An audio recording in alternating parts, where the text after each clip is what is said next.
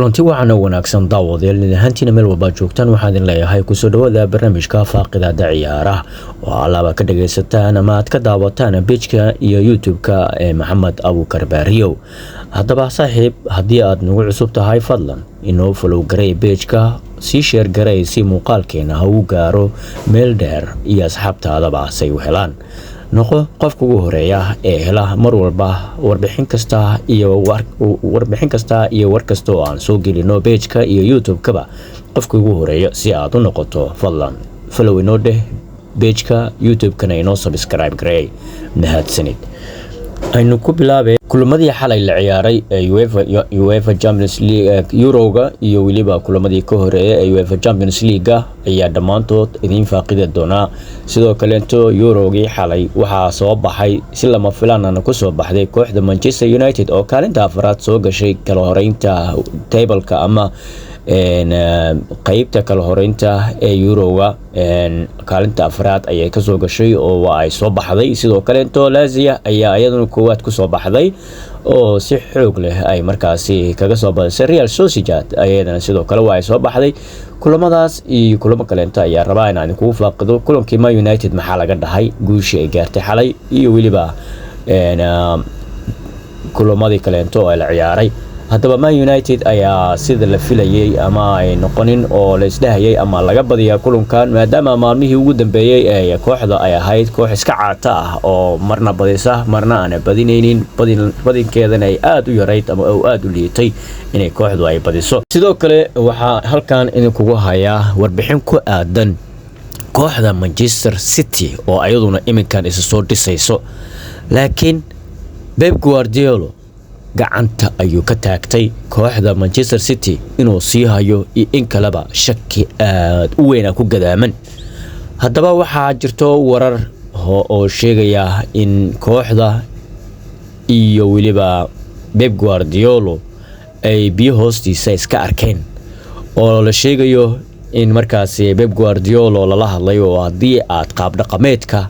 aad ciyaartaadu aad ku ciyaarto wax ka bedeli weydo boorsadaadu ayaa banaanka ku taalo ayaa la yiri. sababtoo ah Pep Guardiola waxa uu markaasi u waayay kooxdan sidoo uu haleelin lahaa ama oo markaasi guulo wax ku oo lagu gaarsiin lahaa xaaskiisii oo asigu uu qabay ayuu ku kala tageen.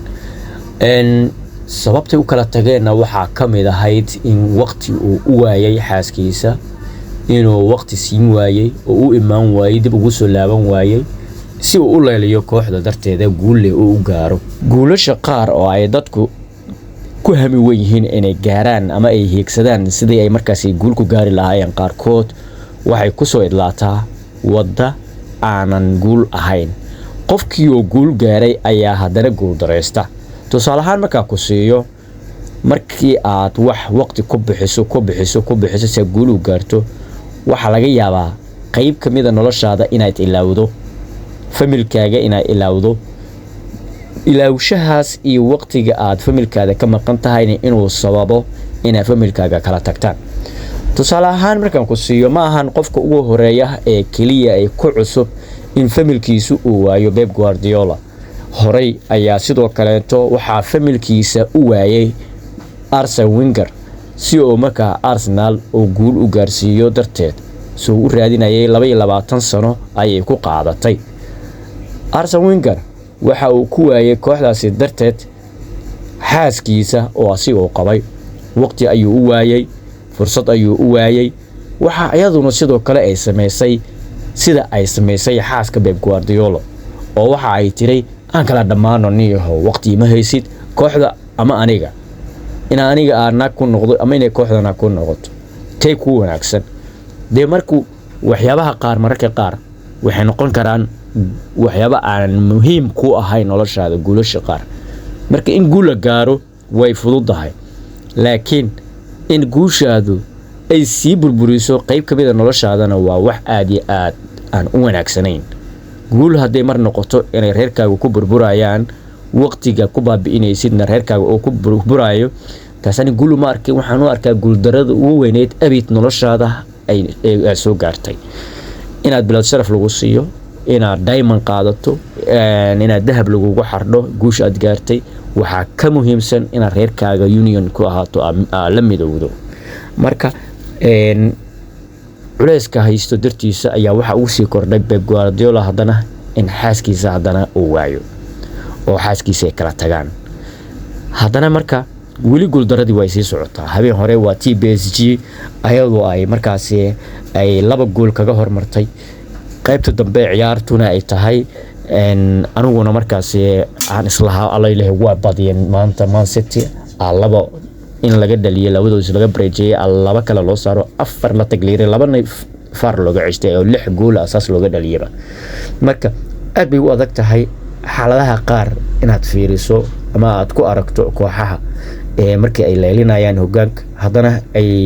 sidaas oo kale ay tahay kooxdu mid aad u liidato xagga guusha waxba hadda lagu ogaan karo kale taas oo kale waxa kamid hadda falsafada u dilo macallin Arteta kooxda Arsenal haddii kooxdu ay weerar dhan kasta ay ka sameeydo 1 gool ama 2 gool ay dhaliso wuxuu bilaabaa macallinka kooxdii weerartimaysayba inuu ayada dhanba u yiraahdo dabada xirta tarin xirta difaac dhigta tarin hal xirto waxa waayay hore lama rabo labada hal ilaaliyo sida kooxaha Liverpool oo kaleeto difaac kama geli kartid sababtoo ah inta laga keenay set BC raaxada laga qaada adaa iska dhalaysa xitaa hadii ay ka dhali waayaan adaa lagu leeyahay iska dhali qaado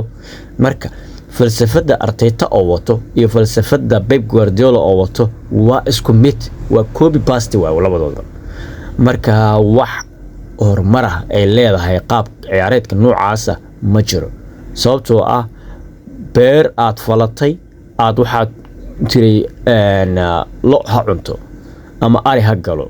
macnaheedu maxaa ka soo baxayo galeeydi aad tacabtay